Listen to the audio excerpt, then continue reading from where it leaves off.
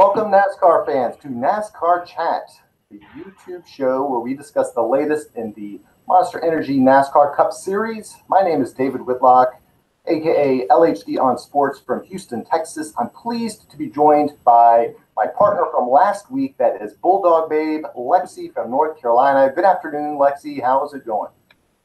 Pretty good. How about you, Dave? I cannot complain. It's Saturday. We got a fun race tomorrow. Looking forward to a chat. And joining us for her first time is Kells from Pennsylvania. How are you today, Kells? I am good. I am glad to be on the show today. And we're glad to have you. We did have a little technical difficulty. She couldn't get that little banner across the bottom this time, but we're going to figure it out for next time. We're not, they don't pay us a lot to do these shows. So we'll start off right off the bat. Last week in Las Vegas, we saw Kevin Harvick once again pretty much just dominate the field. It wasn't even really that close. A few times he kind of seemed challenged there in the third stage, but by the end of the race, he pretty much had it in the bag. However, not so fast, Mr. Harvick. Not even the post-race inspection, but a later inspection revealed some issues with the car. We'll talk to Lexie first. Can you explain what the issues were and what's your thoughts on how that all went down? Well, after Sunday's race, there was a picture that came out on Reddit of Kevin Harvick's back rear window dented in a little bit. And that posed some controversy from every single NASCAR fan saying, oh, they should penalize him and they should do what they did to Chase Elliott last year in Chicagoland. Turns out that was the case. And he got the win taken away, or encumbered, I should say. Or cucumbered, as Kelly likes to say.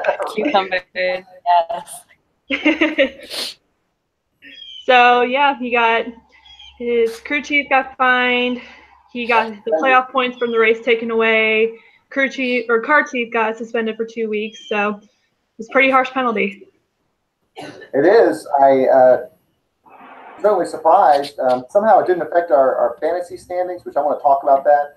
But Kells, do you think the punishment for something like that is fair? Should they take away the win and the playoff points? Should it maybe just a 1 or 2 point deduction? And I also read that they're not even calling it encumbered anymore. It's like they're just doing away with that word, so we won't have that on Twitter anymore. I can't keep up with the terms, but I was calling it cucumbered anyway. I definitely think it's fair that they take away the win. I've been saying that even before they did it. I always thought that should have been a thing. Like, if you do something like that, your win should be taken away. And as for the points, I mean, I guess I could say the same thing about that. I mean, he already has a win prior to that, so I mean, I guess what does that really mean for him in that sense? But I definitely think they should take them away. Yeah, you have to do something, right? Or else everybody will try to bend the rules. And so pretty much. It seems fair. My only complaint is you have this whole race, and at the end, there was a winner. You got to do donuts. There's all the celebration. And imagine that never really happened, and that race never happened, and other people get to keep their points. It's kind of strange, but he likened it to the way it's been handled in golf sometimes, where viewers are sending in stuff. So I'm glad Lexie explained that the Reddit part of it, because I hadn't read that far into it. But certainly interesting result or non-result, as it might be. The next topic, so this week we're still on the West Coast swing down in Phoenix. We had qualifying yesterday, and Martin Truex Jr., of course, the 2017 Cup champion, he won his first pole of the year, looked strong. Lexie and I talked last week about whether he was just off to a slow start, but he looks like he was running fast last week as well. And he had Kyle Larson, Chase Elliott, and Alex Bowman. So this time we'll start with Kells. Do you think the winner will come from one of those four, or will somebody like Harvick, who's always had success in Phoenix, legally hopefully this time catch up, or what are your thoughts on who might win this week? I'm really hoping Alex Bowman can pull off a win. I've been briefly catching things, and I just saw, I think, like, Alex was fast in practice or something. I have missed, like, everything from this weekend and last weekend, but I'm really hoping it's Alex. I mean, it could definitely be anybody else. Very hard to predict anything these days, but I mean, I'm hoping it was be Chase too, instead of coming up second as usual. I see Lexie disagrees by her face. Well, she will get her chance. Yeah, we'll see if that storyline of Chase, which we alluded to a little bit last week, and certainly as we have more shows, we'll want to talk about his pursuit for victory or victories, as it may be. But Lexie, I don't know if you might have watched a little bit of qualifying, but what did you think? Is this the week that Truex breaks through and kind of starts his pattern of what he did last year, or do you see one of the other drivers challenging him? Honestly, I think Truex did really good in qualifying yesterday. I think that he's very fast. He's been fast the last couple weeks, so hopefully that this will be the week that he can have a decent turnaround, and hopefully he'll end up in victory lane. But I agree with Kelly. I think Bowman is very fast this weekend too, so hopefully somebody good, somebody deserving will be in victory lane. So. Yeah, I'm just looking forward to. I like to see a nice competitive race. The last two with Harvick dominating were a little bit. I think I posted something on Twitter of a kid falling asleep on the couch. That's kind of was the first two stages last week.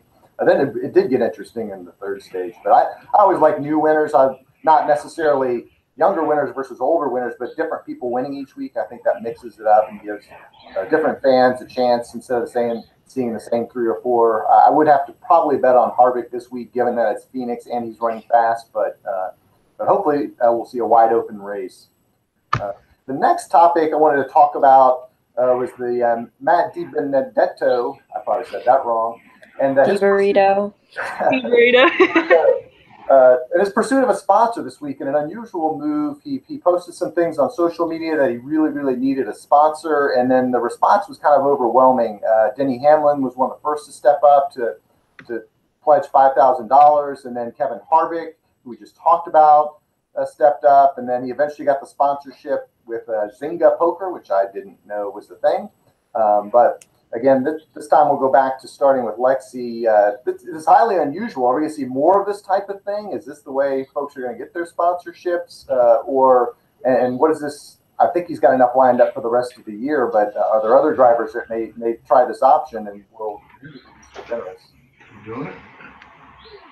Yeah, I think it's very cool that Denny and Kevin stepped up like that to help a fellow competitor, because DiBenedetto's team is a very tiny team, so I expected that he wouldn't have that many sponsors. So it was great to see them step in like that. Yeah, I think it certainly speaks to the camaraderie of the drivers that they're willing to do that. Kells, I think you've kept up with some of the stories this week. What are your thoughts? I've definitely seen this one. I think this is one of the greater things about like the whole NASCAR community is that like people just step up all the time to help everyone out. I mean, most of you remember Jordan Anderson last year he was asking the fans. He had that Fueled by Fans, basically like a campaign thing, which I donated to. And I actually did. That was my first blog post. I actually wrote that a year ago yesterday. So I think like that's such a great thing, especially for like smaller teams who don't have a lot of money. And this year he's proven himself by like he's been doing well from what I've seen. I mean, I haven't really kept up with it, but I think he's been doing really well. And even last year he tried his best always, and he didn't just like wreck out like most drivers with money do. Like they just don't care sometimes because they just have all the money and it doesn't matter. But to him it was like I don't know, I met him. He's just a great guy all around. Yeah, I wasn't that familiar with him until Daytona. I think late he was running up towards the top, and I was like, "Who's this DiBenedetto guy that's kind of wrecking the party of all the heavyweights that had been there?" And it was good to see him run. And then I really hadn't heard him in an interview until this week when I started to see some of his reaction on social media, his Twitter account, where he was thanking. And Darrell Waltrip Racing was another one that stepped up, thanking them. And he seems so genuine and grateful for it. So he's certainly going to be. Matt is a great guy. I actually met him at Pocono, I think, yeah.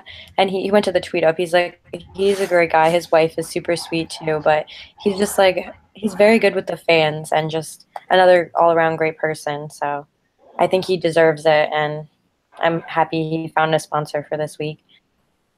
Yeah, it's great that he seems to really appreciate what he has. When he was saying, "Hey, we're just a small team. We're just trying to trying our best, overachieving every week." And so certainly a guy that I'll be getting behind going forward. Okay, so last subject of the day. There was an article on ESPN, and another chat around the pit road about Jimmy Johnson, 7-time Cup champion, now age 42. Is this his final year?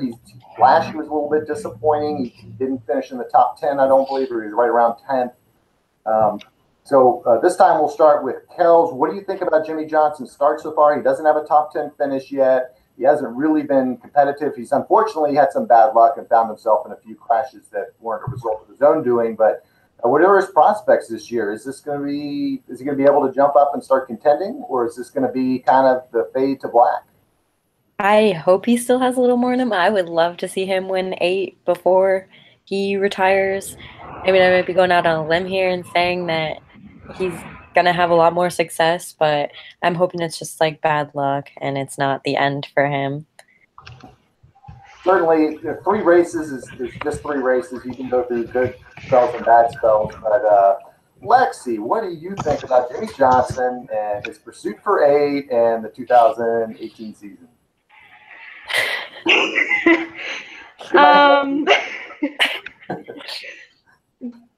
Honestly, I'm glad that he's not doing very well. I cannot stand him. So, I think it's. What were you gonna say, Dave? That's kind of putting it nicely. Well, I mean, I don't want to rustle anybody's feathers, but yeah, y'all should have seen what she said after he won 7. No. Well, yeah, I think it's a lot of karma coming back to bite him in the butt.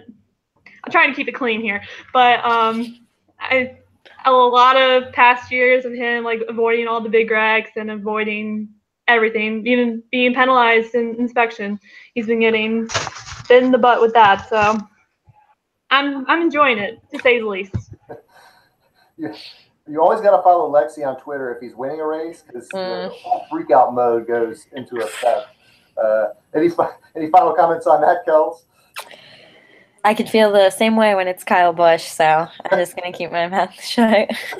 So next week we'll be talking about Kyle Busch and his we'll see. But it's been a great show. It was great to have you with us, Kells and Lexie. Kells, any final thoughts before we log off? Nope. Thanks for having me this time, though. Absolutely. And Lexie, any final word for the audience? Rowdy Nation. Rowdy Nation versus Jimmy Johnson. All right. Well, we want to thank you all for watching, and we hope to do this weekly. Of course, we're busy people, so we may miss a week here and there, but certainly enjoyable. We like chat. I like hearing them because they're the experts. I'm just the guy that's been trying to learn. So until next week, that'll be a wrap for NASCAR Chat.